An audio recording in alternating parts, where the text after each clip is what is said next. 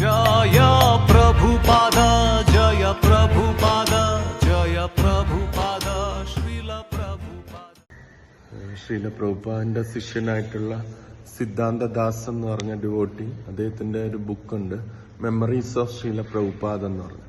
അപ്പൊ അതില് ഓരോ പേജസിലും ഓരോരോ മുതിർന്ന ശിഷ്യന്മാരും ശ്രീല പ്രഭുപാദും ആയിട്ടുള്ള ഒരു ഇന്ററാക്ഷൻ ആണ് പറയുന്നത്. അതില് ഒരു ശിഷ്യനാണ് യശോദനന്ദൻ മഹാരാജ്. അദ്ദേഹം സന്യാസിയായിരുന്നു, മഹാരാജായിരുന്നു. അപ്പൊ അദ്ദേഹം പറയുന്ന ഒരു കാര്യമാണ്, അദ്ദേഹം സൗത്ത് ഇന്ത്യയിലൊക്കെ പ്രീച്ച് ചെയ്ത, ഗുജറാത്ത്, സൗത്ത് ഇന്ത്യ ആ ഭാഗങ്ങളിലൊക്കെ പ്രീച്ച് ചെയ്ത ഒരു വ്യക്തിയാണ്. അപ്പോൾ ഒരു ദിവസം അദ്ദേഹത്തിനെയും രൂപാനുഗ മഹാരാജിനെയും GBC ഓസ്ട്രേലിയയിലേക്ക് പ്രീച്ച് ചെയ്യാനായിട്ട് വിട്ടു. അദ്ദേഹം ഇന്ത്യയിൽ പ്രീച്ച് ചെയ്തുകൊണ്ടിരിക്കുകയായിരുന്നു, ഓസ്ട്രേലിയയിലേക്ക് പ്രീച്ച് ചെയ്യാനായിട്ട് വിട്ടു. അപ്പോൾ അദ്ദേഹത്തിന് താല്പര്യം ഉണ്ടായിരുന്നു ഓസ്ട്രേലിയയിൽ പോയി പ്രീച്ച് ചെയ്യണം എന്നുള്ള. അപ്പോൾ അവരെല്ലാ എല്ലാ അറേഞ്ച്മെന്റ്സും എല്ലാം ചെയ്ത് ടിക്കറ്റും എല്ലാം എടുത്തതിന് ശേഷം അവര് പോകുന്ന വഴിക്ക്, ഡൽഹിയിൽ നിന്ന് പോകുന്ന വഴിക്ക് അവര് ശ്രീല പ്രഭുപാദിനെ കാണാനായിട്ട് വന്നു. ബോംബെയിലെത്തി. ബോംബെയിൽ വന്ന് ശ്രീല പ്രഭുപാദിനെ കണ്ടപ്പം അദ്ദേഹം ഇങ്ങനെ പറഞ്ഞു, ഞാൻ ഓസ്ട്രേലിയയിലേക്ക് പോവുകയാണ് എന്ന് പറഞ്ഞു.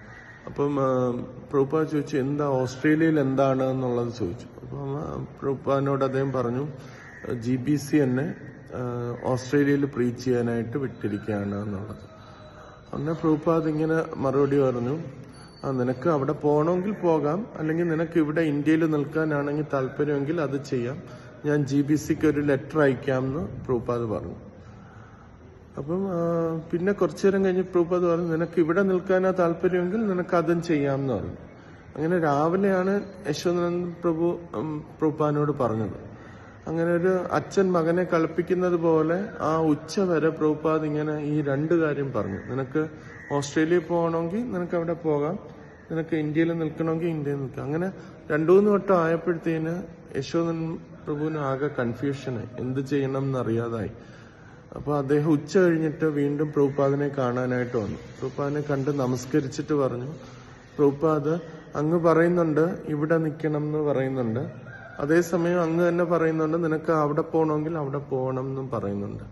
അപ്പൊ ഇത് കൺഫ്യൂസിങ് ആണ് പ്രഭുപാദ് എന്ന് പറഞ്ഞു. അപ്പം പ്രഭുപാദിനോട് ചോദിച്ചു, അങ്ങക്ക് എന്താ വേണ്ടതെന്ന് ചോദിച്ചു. അങ്ങക്ക് ഞാൻ എന്ത് ചെയ്യുന്നതാണ് ഇഷ്ടം എന്ന് ചോദിച്ചു. അപ്പൊ പ്രഭുപാദ് പറഞ്ഞു, ഇതാണ് എനിക്ക് എൻ്റെ ശിഷ്യന്മാരിൽ നിന്ന് വേണ്ടത് എന്നുള്ളത്.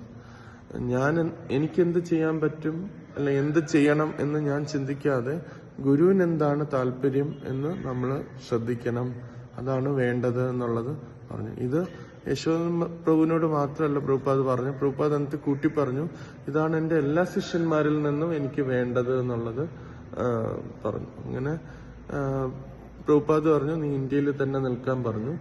ഇന്ത്യയിൽ ഗുരുകുലം വരുന്നുണ്ട് വൃന്ദാവനത്തില്, അപ്പൊ അതിന്റെ മാനേജ്മെന്റ്, അതിന്റെ പ്രിൻസിപ്പളായിട്ട് നിൽക്കാനായിട്ടാണ് യശോദാനന്ദൻ പ്രഭുവിനോട് പ്രഭുപാദ് പറഞ്ഞു. അപ്പൊ അദ്ദേഹം എന്റെ സാക്ഷാത്കാരമായിട്ട് പറയുന്നു, നമ്മുടെ ജീവിതത്തിൽ ഒരുപാട് ഇതേപോലത്തെ കോൺഫ്ലിക്റ്റിംഗ് ആയിട്ടുള്ള ഇത് വരും. അപ്പൊ നമ്മൾ പലപ്പോഴും തീരുമാനം എടുക്കുന്നത് ഞാൻ ഇങ്ങനെ ചെയ്താൽ എനിക്ക് നല്ലതായിരിക്കും എന്ന് വിചാരിച്ചായിരിക്കും പല കാര്യങ്ങളും നമ്മൾ തീരുമാനം എടുക്കുന്നത്.